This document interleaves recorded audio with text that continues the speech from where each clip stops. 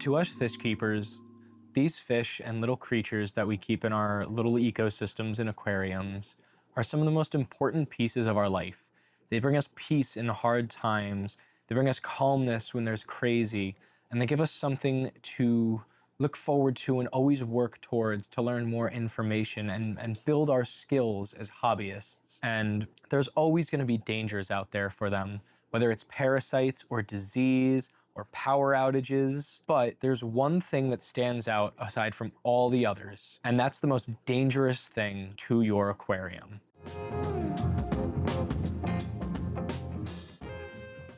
Before we get into the rest of the video, come check out our new Discord server. Scan that QR code right there, it's the invite code. Come on over, we'd love to have you, and we'd love to help you grow as hobbyists. Now back to the video.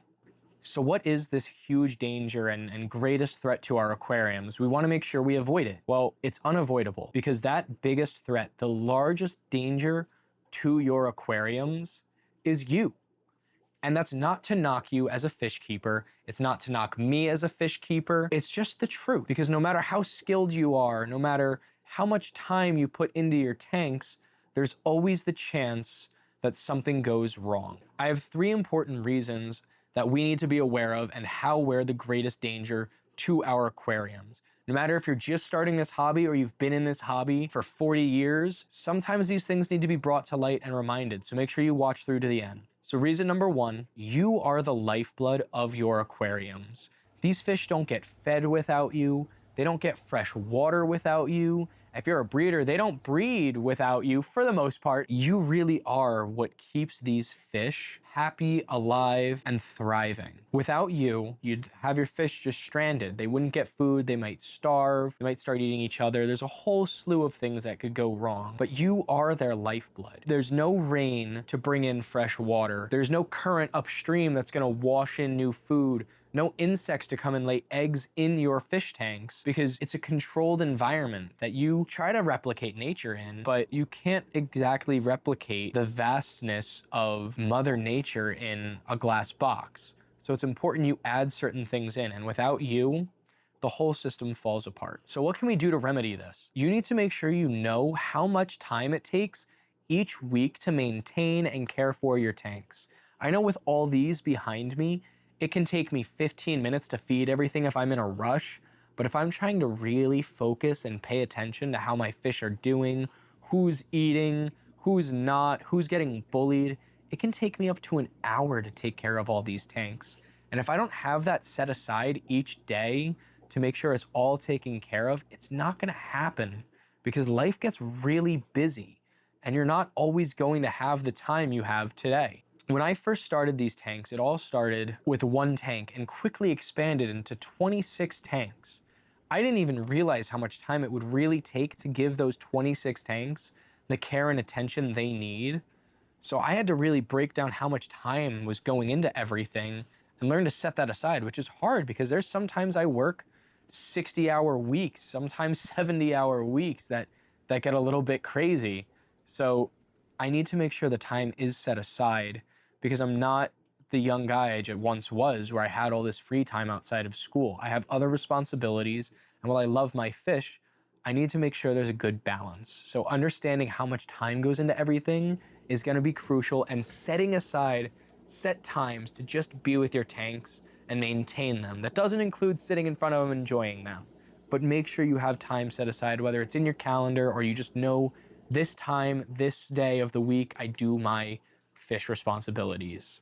Moving on to number 2, and this is the slipperiest slope in the entire hobby, MTS, multiple tank syndrome. Everyone ends up getting it at some point. Once you get a tank and it gets established and everything starts working, you're like, whoa, I have all these beautiful fish in front of me. I get to feed them. They enjoy me. They come up to the glass and say hi, but not all fish can be kept together. You're like, oh wow, this one's really cool. I just went to the pet shop for new food, but I'm like, wow, that fish over there is really awesome. I want to set up a second tank.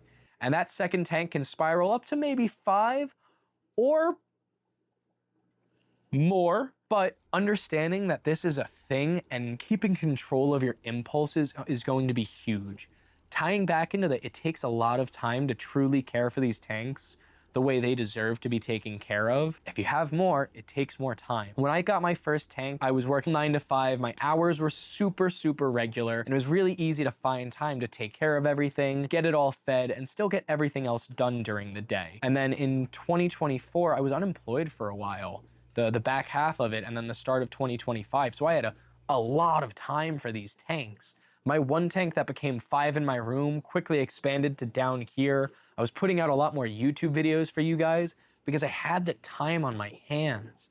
But last summer I got a new job and I get running around a lot. I'm working a lot and I didn't have the same amount of time for my tanks as I knew they needed. My solution to this was I cut back.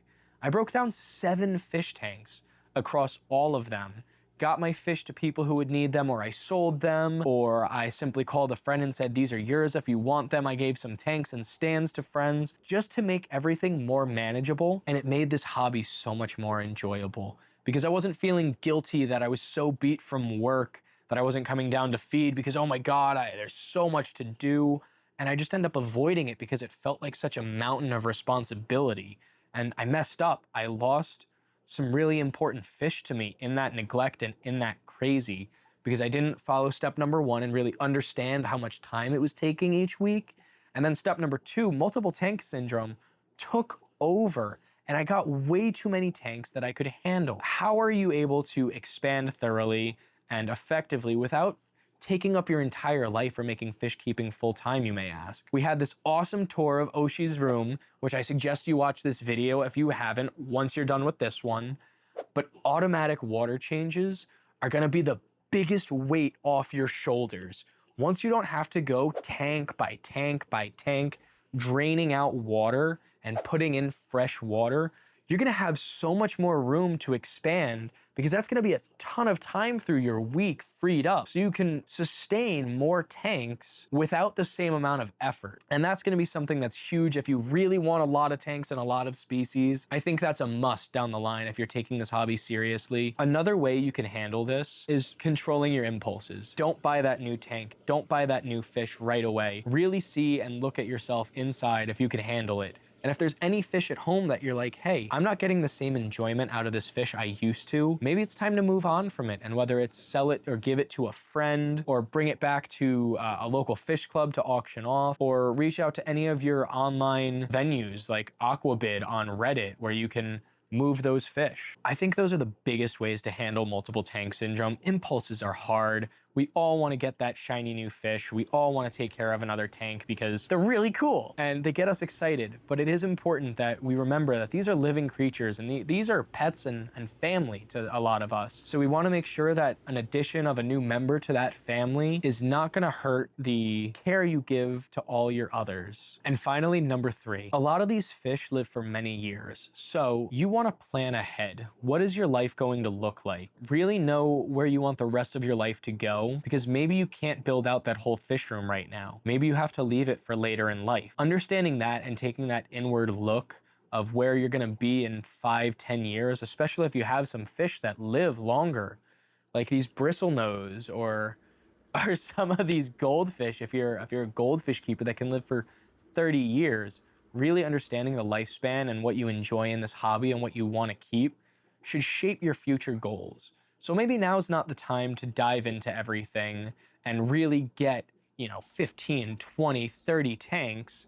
Maybe it's time to enjoy 1 or 2 and really enjoy them to their fullest extent and sit back a little. So just taking some time to reflect on where you want to be is going to be huge. And it's kind of a quick tip. It's not as big as the other 2, but I think it's just as important that you sit down maybe in front of your tanks one day and go, hey, realistically, what can I do right now and what can I bring onto my plate? And what will I be able to keep on my plate 6 months to a year from now that you're really thinking about? Especially some of you younger fish keepers, as you might be getting ready to head off to college or you're graduating college and about to start in the workforce. It's going to be really important to think about that and take some time to reflect. I really hope you guys got something out of this. Like, comment, subscribe for more videos. I hope I will see you guys over on Discord and I will catch you in the next video.